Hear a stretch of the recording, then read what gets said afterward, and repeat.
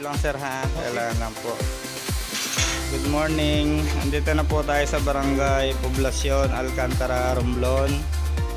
Sa ngalan po ni Bro Albade Motovlog at ng Petrans po. Nandito na po tayo kay Sir Reynold Galicianao sa Alcantara, Romblon. Ito po yung kalapate. Ito yung ring number oh. Ito po ang ring number 2406144 CPRC. Siya po ay dadalhin sa Pasay po, no? Pasay. Pasay. Sakay Eric Sanuwan, yung Sanuwan Brothers no? Dito niya po. Alcantara to Pasay City.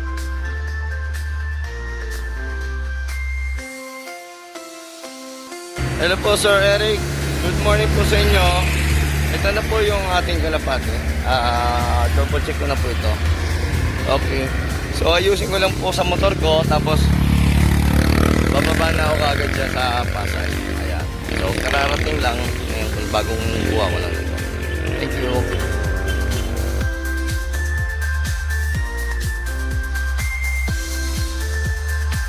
Ayan, good morning. So, andito na po ang ating isang kalapate.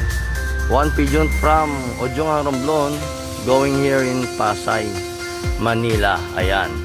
So, ito po si Sir at double checking tayo sa ating pigeon. Ayan. Asan ka na? Ayan, buhay na buhay po Ayan. From Batangas Port going here in Pasay. At ito si Sir Eric. Ay, nako. At talagang sacrifice para safe travel para sa ating one pigeon, isang kalapate. Galing po yan ng Ujong Romblon. Yan. Thank you so much sir Thank you po sa ulitin. Pasensya na, medyo sipon-sipon. Albade Transport Services. It's mo okay ko.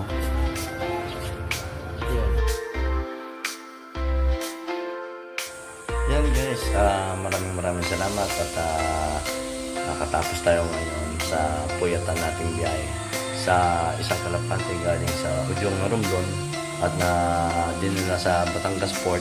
Doon ko pinick up sa Batangas Port para ihatid sa Pasay. Kay Sir Eric po yan, yung isang kalapate niya. Maraming salamat po at sa successful pet transport services na naman ni Albade Pet Transport Services, Pet Mo Cargo, Albade Motovlog, patuloy na walang sawang tumatangkilik sa kakayanan at sa buong pagmamahal at pagtitiwala sa akin. Maraming salamat po. So, God bless us all at sana marami pang dumating sa ating blessings. So, pahinga muna ako dahil pagod ako talaga sa kapwet na puyat. Nantabayan ako talaga sa Batangas Port na kalapate natin. Maraming salamat at sa kay Buddy Bro Dion natin dyan sa Ujong Romblon. Bro Dion, maraming salamat. God bless. Thank you.